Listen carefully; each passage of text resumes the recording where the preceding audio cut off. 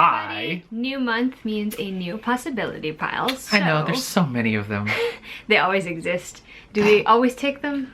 Not quite. No, maybe on this side of the spectrum. Not so much here. Fair game. I actually have a lot of books that I would really like to get to in the month of May, but I'm only going to talk about 5 of them in this video for the sake of brevity, but also to make it more realistic, because we all know I don't read that much in a month. I mean, yeah. But it will really depend, so I guess I'm going to go first. I only have 1, 2, 3, 4, I have 5. All right, 5 let's books. do this. Okay, so the first one I'm going to show you guys is an arc, actually, and it's for Tokyo Ever After by Emiko Jean. This is about a young woman named Izumi. She finds out that she's actually related to Japan's royal family, and so she kind of gets thrust into this world without any warning and sort of has to navigate that, and I'm really looking forward to reading it. It sounds like it's going to be a delightful time. Sounds cool. This I got this one from Flatiron Books, who were kind enough to send me this copy, so I can't wait to get to it. Okay, awesome. My turn. I am going to try to read Louise Now and Then by Carol Morrill. It's a graphic novel. All of these are graphic novels. It's one of those... The likelihood of you reading them is higher. Pretty high. It's kind of like a half coming of age tale, half sort of like quarter life crisis, where the character Louisa meets or encounters her younger teenage, early teenage self, and from that encounter starts to work out sort of like the problems, or not problems, but sort of like the drawbacks of her issues in life. She stopped being a photographer, that kind of deal. Okay. So sounds fun. I do love my coming of age graphic novels. This is gonna be a pretty good possibility that I'll read it. The next book I'm going to talk about is Before the Coffee Gets Cold, which is by Toshikazu Kawaguchi. I've heard good things about this one, specifically from my friend Kristen at Merrily Kristen. My sister Rachel has also read it. The concept of this is that there is a cafe in Tokyo where for the duration of 1 cup of coffee, you can actually travel back in time to a particular moment. Oh, that's and I think so it follows cool. 4 different people who get the chance to do that, so I'm looking forward to reading this. It's also relatively short, so I'm pretty sure I'm gonna blitz through it, but we shall see if that's actually true. Wow. Okay, that just made my brain like... It's such a Japanese concept. But it made my brain spin. It's like, oh my god, like... But you can only relive it. Yeah, exactly. You just relive it. You can't like do anything to change it. You just, and only for as long as you are sipping the coffee, I guess. So don't chug it. Slaughterhouse 5 by Kurt Vonnegut. My face is like, what? I know, it's a classic, but then Ryan North sort of adapted it into a graphic novel. The reviews are pretty glowing, and I had always been curious about Slaughterhouse 5. I mean, the first time I heard of it was from actually doing a show back in the day, and the character that I was playing said, "Oh, Slaughterhouse 5 is an awesome movie," and he said it in a particularly conservative neighborhood, and they're like, and it is a pretty sort of like, it's about child soldiers and war and all that kind of stuff. And there was a book. This is a graphic novel, so we decided to hey, give that a shot. Let's see how that works. Sounds like a good plan. The third book I'm going to talk about is The Shadow of Kyoshi by FCE. I read The Rise of Kyoshi last year and really enjoyed that. It was a fun look at Avatar Kyoshi's backstory to see how she became the Avatar.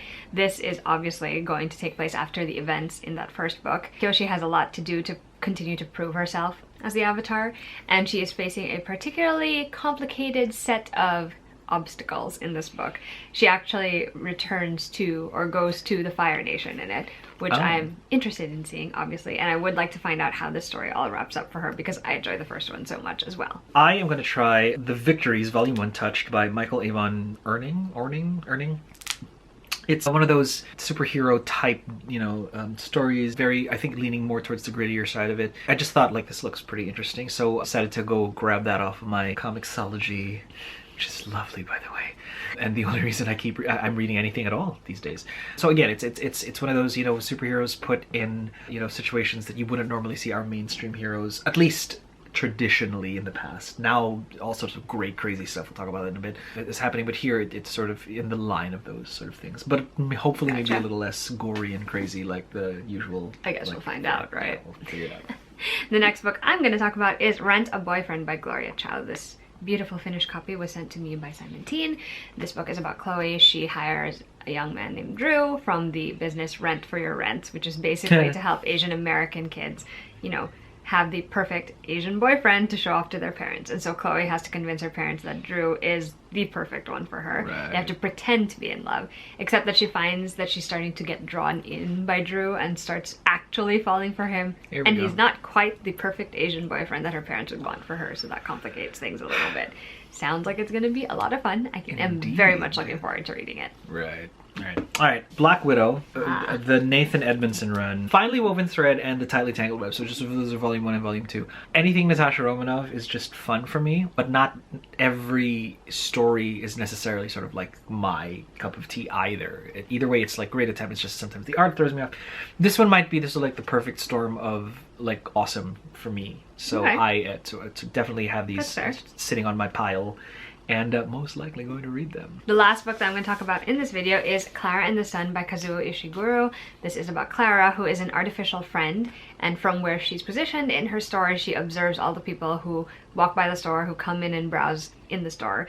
But her circumstances are going to change, and it's going to put into question what it really means, you know, to love someone and to really live. And I'm very much looking forward to that because conceptually it sounds amazing and I can't wait to check it out. Thank you to the lovely people at Nuff for sending me this one. Yeah, Nuff is awesome. Nuff did Aragon. Anyway, finally, but certainly not least, Jessica Jones Uncaged, the Brian Michael Bendis run from 2016 to 2018. Okay. I think I had read the volume 3 in this series. This entire sort of new Jessica Jones arc happened, I think, I want to say 10 years after Alias Investigations, which was her only... Wow, 10 years? Yeah, which was her only like solo sort of like, you know, like thing. And that's and that was from Marvel Max. Sure. Which is the sort of like the R-rated Marvel comics, which would make sense, like line, because that was pretty crazy dark and gritty. Yeah. And you do not put like the Purple Man back on the page. Please don't. Though David Tennant was incredible. Oh my god, yeah. Oh boy. So years after that, so I don't know if this means that she and Luke were, I don't know what Uncaged I know, means. the cage part is what threw me. Because last I checked, she and Luke were married. They had a baby. That's right. Yeah, and they were pretty much okay, so I don't know what this means. Either way, Alias Investigations... Bad things. Alias Investigations is open for business and ready to tear up the town and tear Injustice a new one. Why not? Yeah. Alright, those are the possibility pile picks for the month of May. If you guys are reading any of them this month, we'd love to know. Obviously, it's always fun to talk books with all of you.